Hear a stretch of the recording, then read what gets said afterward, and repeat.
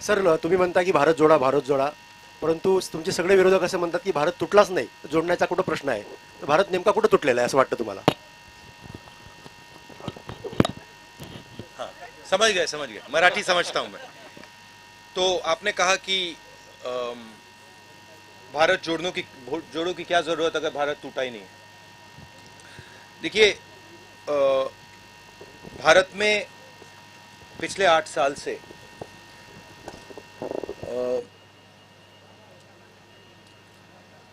डर का माहौल, नफरत और हिंसा फैलाई जा रही है। शायद बीजेपी के नेता हिंदुस्तान के किसान से बात नहीं करते हैं, हिंदुस्तान के युवाओं से बात नहीं करते हैं, क्योंकि अगर वो उनसे बात करते तो उनको पता लगता कि हिंदुस्तान के किसान को, हिंदुस्तान के युवा को सामने का रास्ता नहीं दिख रहा है। बेरोजगारी फैल रही है, महंगाई फैल रही है, किसान को सही दाम नहीं मिलता है। ठीक है, तो इस माहौल के खिलाफ खड़े होने के लिए हमने भारत जोड़ो यात्रा शुरू की है और ये कन्याकुमारी से श्रीनगर तक जाएगी। और अगर लोगों को नहीं लगता कि इस यात्रा की जरूरत है तो फिर लाखों लोग बाहर नहीं निकलते। Thank you. राजेश चरापे साकल।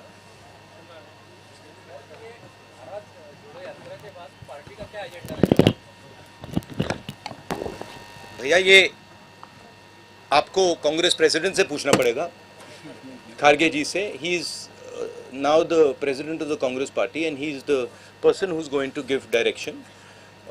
मेरा लक्ष्य भारत जोड़ो यात्रा पर है। अब ये इसमें 2-3 महीने और लगेंगे, तो मेरा पूरा का पूरा फोकस इस यात्रा पे है और बहुत बहुत अच्छा लग रहा है मुझे, क्योंकि बहुत सीखने को मिल रहा है, बहुत लोगों से समझने को मिल रहा है और बहुत प्यार मिल रहा है। नीरज जावड़ेकर, महाराष्ट्र टाइम्स। नीरज जावड़ेकर, महाराष्ट्र टाइम्स।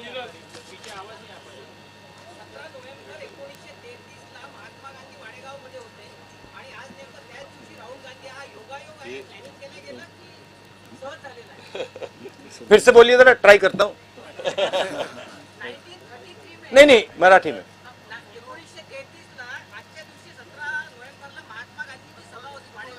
हाँ,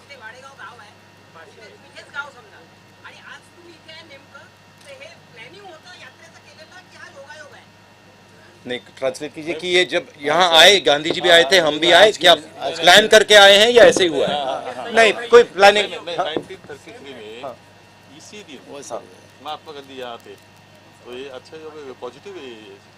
और आप आज यहाँ आए 89 ईयर के बाद आप है यहाँ, तो ये तो पॉजिटिव। देखिए, पॉजिटिव बात है। प्लान तो नहीं है, मगर महात्मा गांधी कुछ चीज़ थे और हम कुछ और हैं। मतलब कोई ये कंपैरिजन मत कीजिए प्लीज, ये हमें मतलब ये गलत कंपैरिजन है। No event. Prabodh Deshpande. He is Mahatma Gandhi ने देश को रास्ता दिखाया। महात्मा गांधी ने अपनी पूरी जिंदगी देश के लिए लड़ने में लगा दी, तो कोई कंपैरिजन नहीं। प्रबोध देशपांडे, लोकमत समाचार। लोकसत्ता सॉरी। नमस्कार राहुलजी. माझा प्रश्न असा होता की केंद्र सरकारमध्ये भाजपा जो सत्ताधारी पक्ष आहे त्याच्यावर अंकुश ठेवण्यात प्रमुख विरोधी पक्ष म्हणून काँग्रेस कुठेतरी कमी पडताना दिसतो. तर या संदर्भात पक्षाची पुढील रणनीती काय राहणार आहे आणि 2024 साठी प्रमुख अजेंडा काय राहणार आहे पक्षाचा? कमजोर पड़ रहा है अपना पक्ष, विपक्ष का, ऐसा उनका कहना है। सब पूरा का पूरा ऑपोजिशन या कांग्रेस अपन विपक्षी इस नाते से हम कमजोर गिर रहे हैं, ऐसा उसका कहना है मोदी सरकार के। नहीं, देखिए,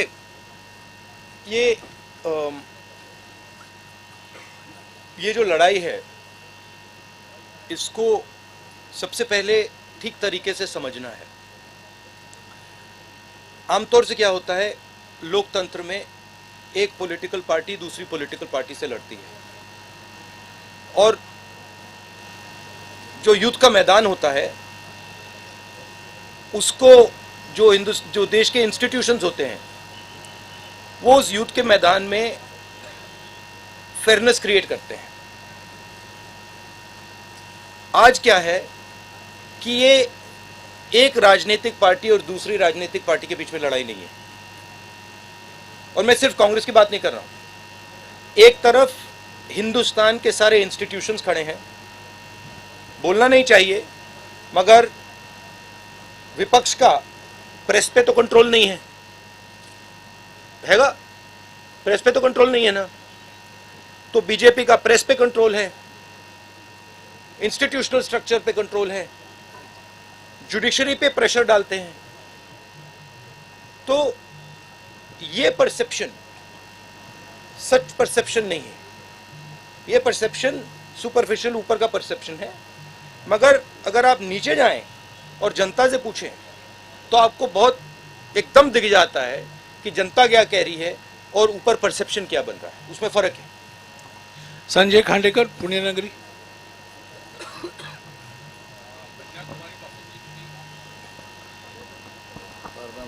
कन्याकुमारीपासून तुम्ही जी पदयात्रा सुरू केलेली आहे भारत जोडोची, सॉरी, एक मैं थोड़ा इसमें और कहना चाहता हूँ। देखिए, हमने ये सब एवेन्यूज ट्राई की, प्रेस की एवेन्यू ट्राई की, हमने पार्लियामेंट में अपनी बात रखने की कोशिश की, सिर्फ मैंने नहीं, सिर्फ कांग्रेस पार्टी ने नहीं, विपक्ष की सब पार्टियों ने। ठीक है, जब हम वहाँ कुछ बोलने की कोशिश करते हैं, चाहे वो नोटबंदी की बात हो, चाहे वो जीएसटी की बात हो, चाहे वो चाइना की बात हो, वो माइक ऑफ हो जाता है। तो यात्रा हमने इसलिए चालू की है कि हमारा और विपक्ष को कोई और रास्ता ही नहीं बचा है। राहुलजी, कन्याकुमारीपासून तर आता मध्य महाराष्ट्रापर्यंत तुमची भारत जोडो यात्रा सुरू आहे। या दरम्यान सर्वात मोठी समस्या देशात काय आढळली तुम्हाला तुमच्या पाहणीत? सबसे बड़े प्रॉब्लम क्या है देश में अभी तुमको जो भी प्रॉब्लम्स आए वो क्या है, सबसे बड़ा प्रॉब्लम क्या है? सबसे बड़े मुझे दो प्रॉब्लम्स दिख रहे हैं। एक प्रॉब्लम है कि युवा को यह भरोसा नहीं है कि उसे रोजगार मिल सकता है, चाहे वो कुछ भी पढ़ ले, किसी भी यूनिवर्सिटी में चला जाए, सर्टिफिकेट मिल जाए, मगर वो आपको गारंटी करके ये नहीं कह सकता कि अगर मैंने इंजीनियरिंग की ट्रेनिंग की है तो मैं इंजीनियर बनूंगा या मजदूरी करूंगा। और ये यूनिवर्सल है, मतलब मुझे जो पढ़ाई कर रहे हैं उनमें से एक युवा नहीं मिला जिसने कहा हाँ मुझ में कॉन्फिडेंस है कि मुझे रोजगार मिल जाएगा। तो ये पहला बड़ा मुद्दा है। उसको अगर आप थोड़ी गहराई से देखें तो उस युवा के माता पिता ने मेहनत करके उसे उसकी शिक्षा के लिए पैसा मोस्टली प्राइवेट प्लेयर्स को दिया है, प्राइवेट इंस्टीट्यूशंस को दिया है। एक तरफ वो दिन भर काम करते हैं, दूसरी तरफ महंगाई बढ़ती जा रही है, और तीसरी साइड जो उनका भविष्य है, उनका जो बेटा हो या उनकी बेटी हो, उसका रास्ता बंद है।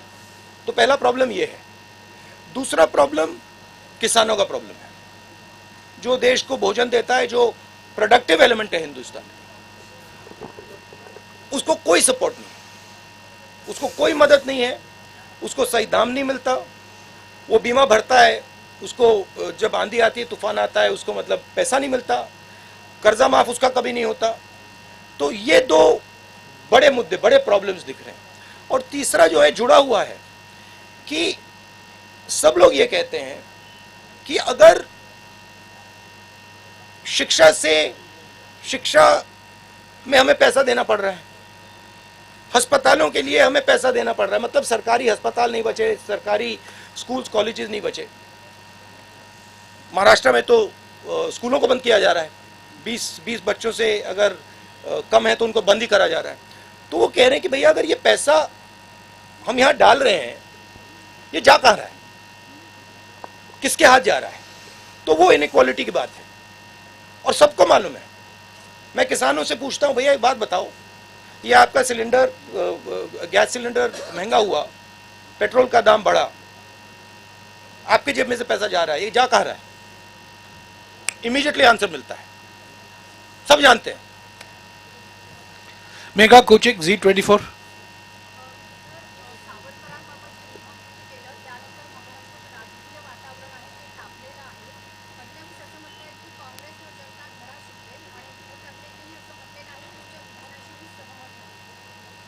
सावरकर के बारे में बोला ना, तो डॉक्टर बोलते मैं सहमत नहीं, और फडणवीस बोलता है कि हमें ही लोग जगह दिखाएंगे। ये देखिए, ये मेरे लिए सबसे जरूरी डॉक्यूमेंट है। ये देखा आपने, दिख रहा है आपको? और इसमें आप देख लीजिए, ये सावरकर जी की चिट्ठी है जिसमें उन्होंने अंग्रेजों को लिखा है। और मैं पूरी चिट्ठी आपको पढ़नी होगी, देख लीजिए, मैंने हाईलाइट भी कर रखी है, मगर मैं सिर्फ आखिरी लाइन पढ़ना चाहता हूं। अंग्रेजी में लिखी है तो मैं अंग्रेजी में बोल देता हूं। I beg to remain sir your most obedient servant V.D. Savarkar. Hindi में ट्रांसलेशन कर देता हूं, सर मैं आपका नौकर रहना चाहता हूं। ये मैंने नहीं लिखा, ये सावरकर जी ने लिखा है। तो इसको आप पढ़ लीजिए, देख लीजिए। अगर फडणवीस जी देखना चाहते हैं इसको, वो भी देख लें। तो मैं तो इसमें बहुत क्लियर हूं, सावरकर जी ने अंग्रेजों की मदद की थी। रश्मि पुराणिक, साम टीवी.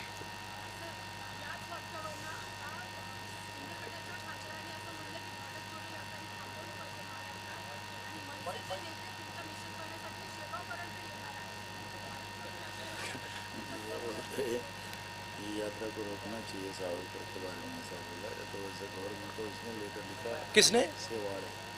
सेवाड़े, मतलब रोकने, यात्रा को रोकने के लिए। रोक दीजिए, कोई प्रॉब्लम नहीं है, रोक दीजिए। देखिए, किसी का कोई विचार हो उसको रखना चाहिए, और अगर सरकार को लगे कि भारत जोड़ो यात्रा को रोक देना चाहिए तो रोकने की कोशिश कीजिए, करिए। गजानन नुमाटे, TV9.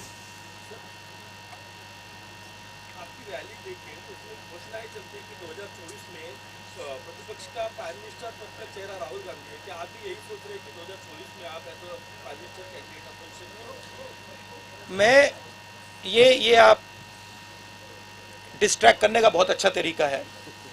हमारा काम भारत जोड़ो यात्रा का काम है, हमें भारत को जोड़ना है। ये इस सवाल के बारे में हम सोच ही नहीं रहे। हम सिर्फ हम कन्याकुमारी से शुरू किए हैं, हम श्रीनगर तक जाएंगे और वहां पर हम तिरंगे को लहराएंगे। ये हम कर रहे हैं, ये हमारी तपस्या है, और हम और कुछ चीज के बारे में नहीं सोच रहे। मुस्तान मिर्जा, आज तक. मेरा सवाल यह है कि हिमाचल प्रदेश में जब इलेक्शन हुए तो आपने 40 रैलीज की थी, और पिछली बार गुजरात में भी बहुत बड़ा कैंपेन आपने किया था, पर इस बार आपके इक्का दुक्का सिर्फ रैलीज है गुजरात में, तो ऐसे क्यों? क्योंकि जैसे मैंने अभी बोला, हमने सितंबर में भारत जोड़ो यात्रा शुरू की। हम इस यात्रा को श्रीनगर तक ले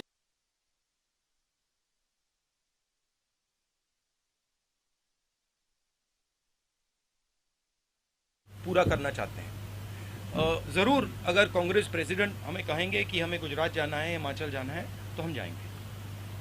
अभिजीत करंडे, ABP भाजपा. 5-6 साल से जो नेता जमीन पर नहीं दिखे थे, वो अचानक से जमीन पर दिखना शुरू हो गई। आपकी यात्रा शुरू होने के बाद मालापुर में बहुत सारे नेता दिखे। राहुल गांधी तो निकल पड़े, उन्होंने एक प्रोग्राम दे दिया है पार्टी के लिए। क्या ये प्रोग्राम गांव देहात तक जाने के लिए, क्योंकि यात्रा तो कन्याकुमारी से कश्मीर जा रही है, बहुत सारे तबके तक नहीं जा रही है, तो क्या कांग्रेस का कोई प्लान है आगे वाला, जो ये यात्रा है हर आदमी तक, हर गांव तक, हर शहर तक, हर तबके तक, हर आदिवासी पाड़े तक जाए, और आपका विचार जो है, जो आप बोल रहे हैं, वो पहुंचे वहां? यात्रा एक सोच है, एक काम करने का तरीका है, एक कह दो एक इमेजिनेशन है।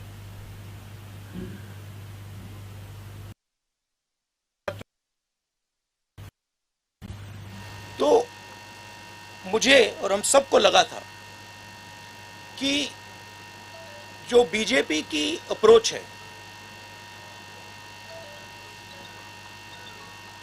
नफरत से भरी, डरी हुई, हिंसा फैलाने वाली अप्रोच, उन्होंने हिंदुस्तान को एक इमेजिनेशन दिया है कि देखो ये रास्ता है, देश में नफरत फैलाओ, लोगों को डराओ, गरीबों को कुचलो। उन्होंने ये रास्ता दिया है। यात्रा की कोशिश है और ये यात्रा इसमें सफल हो गई है। यात्रा की कोशिश है कि देश को बताना कि देखिए सिर्फ ये तरीका नहीं है, एक और तरीका है। जयराम रमेश जी ने कहा कि हमने प्रेस से 6-7 बार बात की है।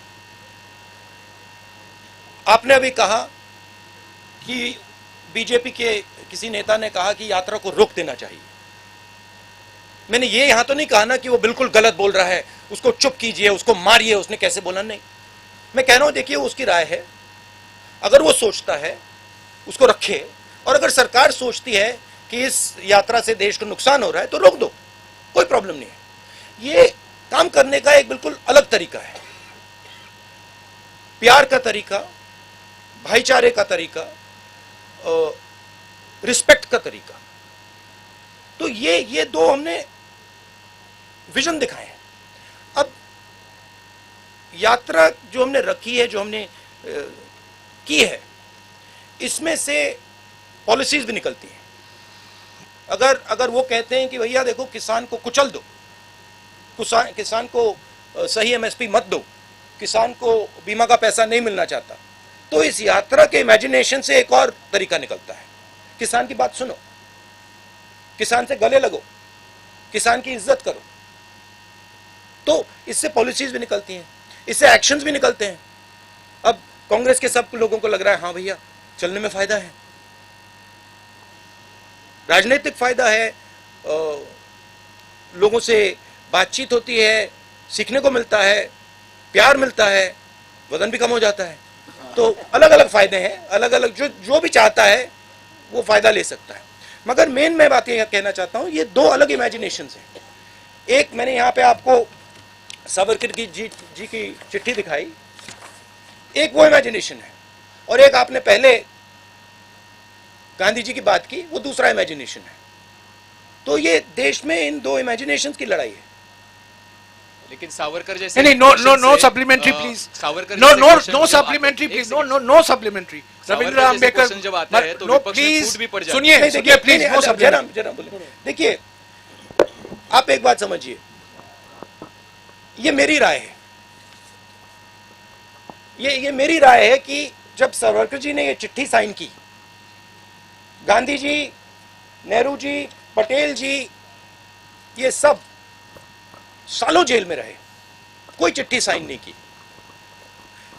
मेरी थिंकिंग है कि जब सावरकर जी ने इस कागज पे साइन किया, उसका कारण क्या था? उसका कारण डर था। अगर वो डरते नहीं, वो इसको कभी नहीं साइन करते। और इस सिग्नेचर में धोखा था।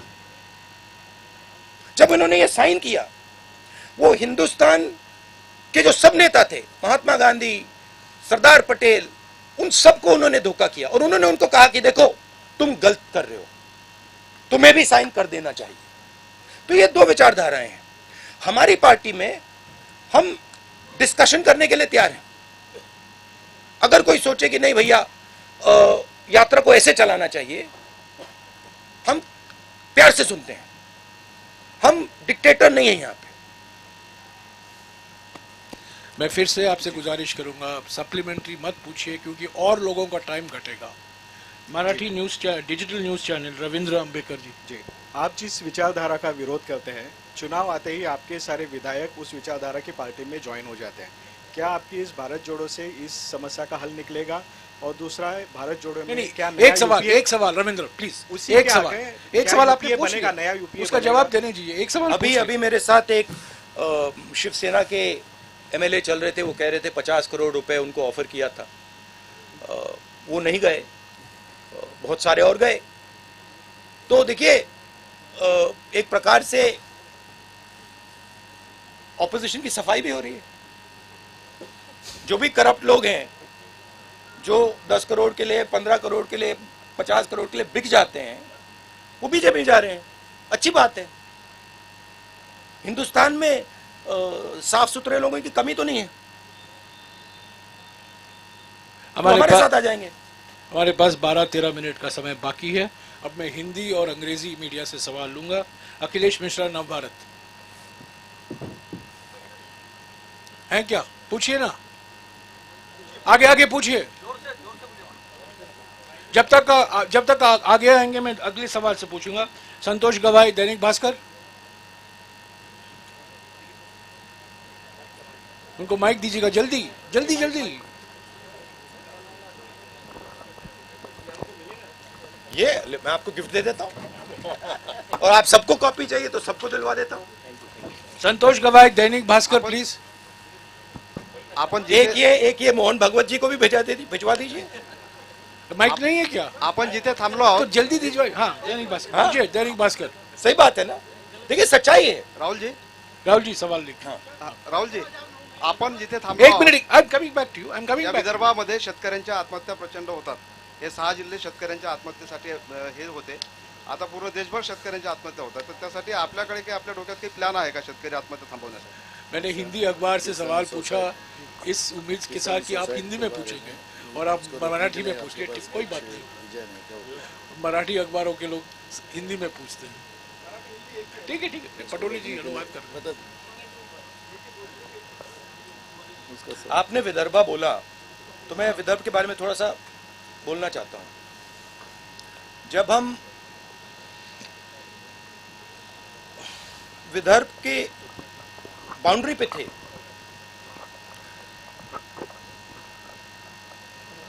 तो हमारे लोगों ने कहा कि हमें वहां पे अंदर आने से पहले वहां पे आपका एक गीत सुनना है। हाँ, आप थे वहां पे? नहीं, आप नहीं थे। वहां पे गीत सुनना है। तो मैं वहां पे मैं गीत सुन रहा था और मेरे दिमाग में सवाल था उस टाइम जब वो गीत गा रहे थे। मुझे गीत बहुत अच्छा लगा और जब वो गा रहे थे मेरे दिमाग में सवाल था कि महात्मा गांधी जी जो थे वो वर्धा क्यों गए। मेरे माइंड में क्वेश्चन था, कितनी जगह है हिंदुस्तान में, कितने स्टेट्स हैं, वो यहाँ क्यों आए। तो मेरे दिमाग में ये सवाल था और मैं सोच रहा था। और फिर गीत के बाद वहां पे एक बड़ा सा आपने गेट लगा रखा और गेट के जैसे मैं अंदर गया 10 मिनट नहीं हुए मुझे बात समझ आ गई कि जो कांग्रेस की जो आइडियोलॉजी है वो एक्चुअली विदर्भ में है और जो नेचुरल कांग्रेसी होता है वो सब विदर्भ में बैठे हुए हैं। अब आपने बोला विदर्भ के किसानों की बात की। विदर्भ में ज्यादा मुश्किल है, मगर ये जो आपने मुद्दा उठाया है ये सिर्फ विदर्भ का मुद्दा नहीं है, ये पूरे हिंदुस्तान का मुद्दा है। विदर्भ में पानी की समस्या है, उसके बारे में कुछ किया जा सकता है, मगर जो हमारे प्रोड्यूसर्स हैं जो खेती करते हैं उनको प्रोटेक्शन देने की जरूरत है, उनको उनकी रक्षा करने की जरूरत है। जैसे कोई परिवार में कोई जो ब्रेड अर्नर होता है वो जरूरी होता है, उसकी प्रोटेक्शन करने की जरूरत होती है। वैसे ही हमारा जो किसान है वो देश को भोजन देता है। आजकल हमारी मेंटालिटी, सरकार की मेंटालिटी कि भाई यहाँ देखो ये खेती कर रहा है उसको छोड़ दो, करने दो, सही रेट मिले ना मिले छोड़ दो, कर्ज माफी की जरूरत है नहीं छोड़ो। ये एटीट्यूड बदलना पड़ेगा, उसको सेंटर में लाना पड़ेगा। कहना पड़ेगा कि नहीं ये सबसे जरूरी चीज है, और ये देश को भोजन देते हैं, ये 24 घंटा काम करते हैं, और सरकार और देश का फर्ज बनता है कि वो इनकी रक्षा करे। अब रक्षा कैसे होगी? रक्षा उसको सही दाम देने से। हम न्याय योजना लाए थे, समझा दूं या आप जानते हो उसके बारे में? हर महीने हिंदुस्तान के सबसे गरीब लोगों को डायरेक्ट बैंक अकाउंट में पैसा, 72,000 रुपए साल के हर फैमिली को। तो उससे गरीब किसान के नीचे एक फ्लोर, फर्श बन जाएगा, उसके नीचे वो गिर ही नहीं पाएगा। तो नीचे आपने उसको मिनिमम पैसा दे दिया, कम से कम पैसा, और साइड से आपने उसकी रक्षा की। आपने उसको जब उसको कर्जे की जरूरत, जब उसके कर्जा ज्यादा हो जाए, आप सेंसिटिविटी से सुनो, आप उसकी बात समझो। जब उस पर प्रेशर आता है, आप उस प्रेशर को रिलीज करो।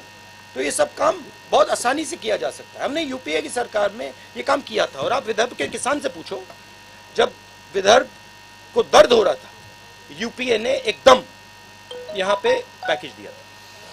Akhilesh Mishra, Navbharat.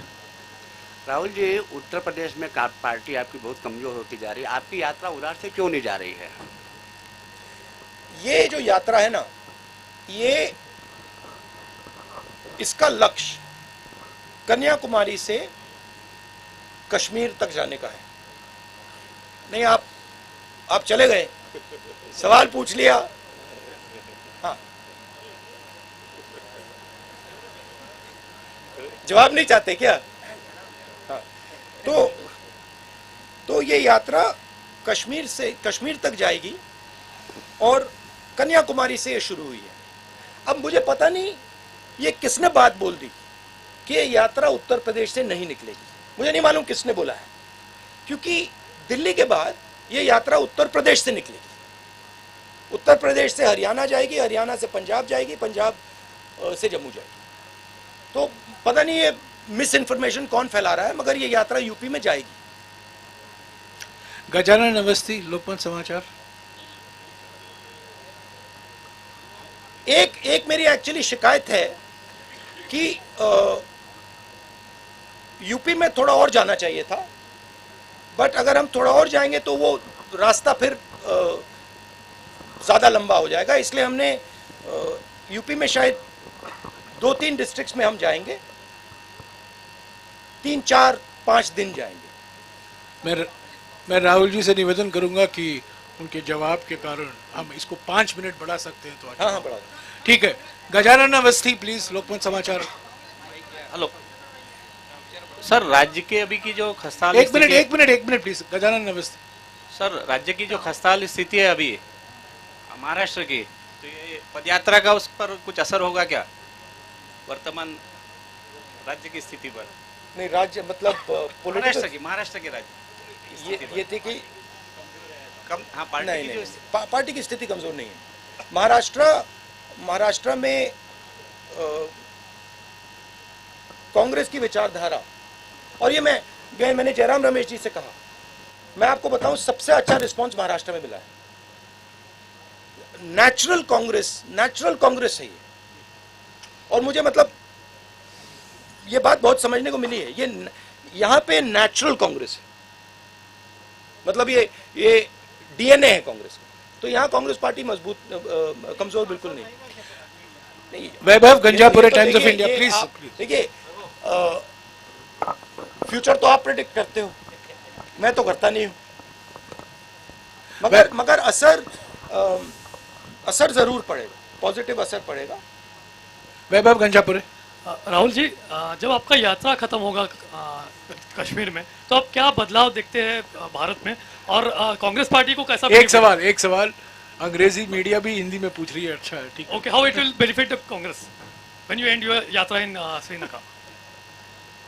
Look, I am not a soothsayer. I cannot predict the future. But you must have thought something. You asked a question. Let me answer the question.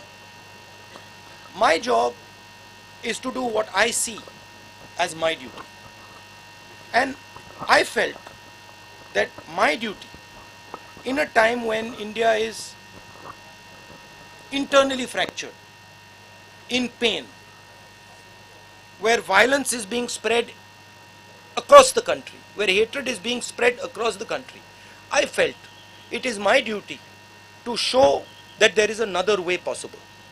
That there is a way possible where you are affectionate and loving to people, where you can disagree with them, where you can say, I actually don't like your views, but I can still go to you and say, I don't like your views, but I'm ready to listen to your views, and I'm not going to beat you because I'm more powerful. I'm not going to thrash you because I'm more powerful. So I thought it was my duty as an Indian citizen to place that on the table.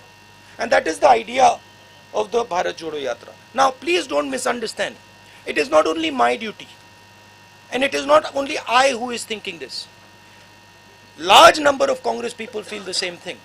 And millions of people, farmers, youngsters, men, women, feel the same thing. So I think it's a very powerful thing, the Yatra. And I think if people think about it with a little bit of depth, they will realize that the principles that we are putting across here are not just political principles. They are principles that you can use in your life. They are principles that you can use with your brother, with your sister, with people you are working with. A little respect will not weaken India. It will only strengthen India. A little bit of affection, a little bit of love will only strengthen India. So that's the idea. Now what happens after the Yatra? Let's see. अभिनय देशपांडे, हिंदू देशपांडे हैं? अभिनय देशपांडे नहीं आए? I don't understand why people feel that hatred makes a country strong. I don't understand it.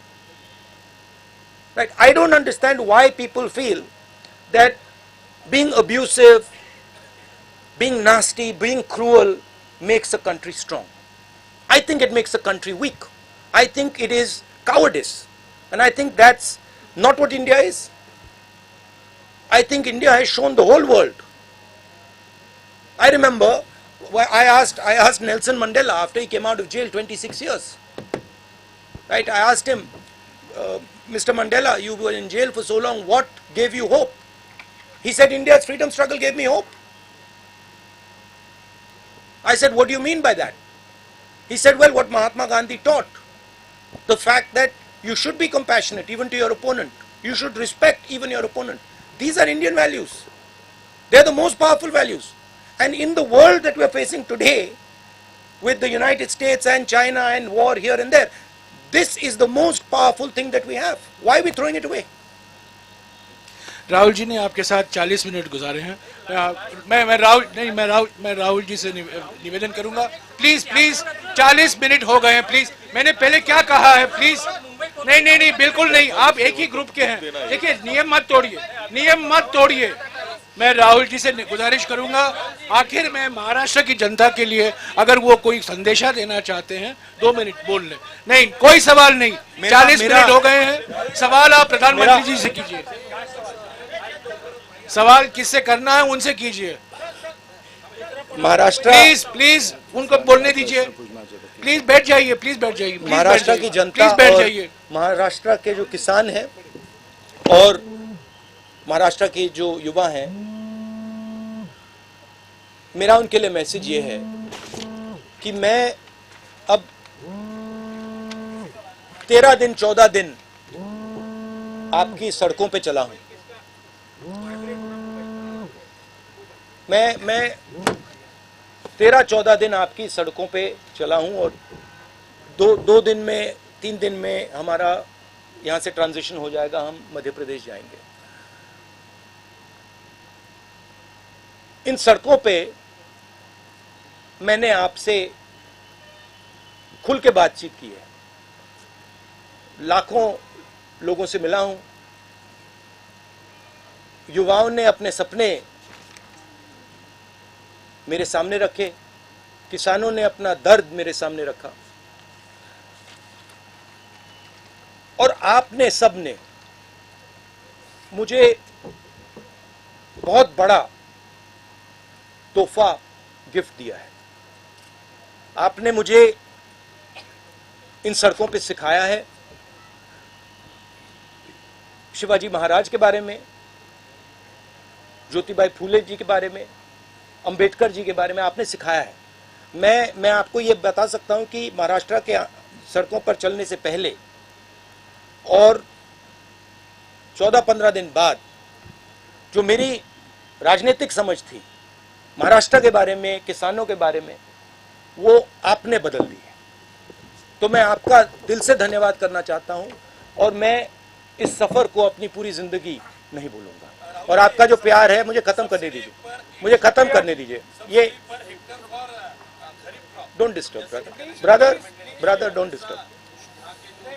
शुक्रिया राहुल जी, अभी आपका photo तो नहीं तो मैं दिल से महाराष्ट्र की जनता को और लास्ट में जो पुलिस ने हमारी मदद की है, जो चले हैं हमारे साथ, उनको भी काफी धक्के लगे हैं, उनका भी मैं दिल से धन्यवाद करता हूं। Thank you.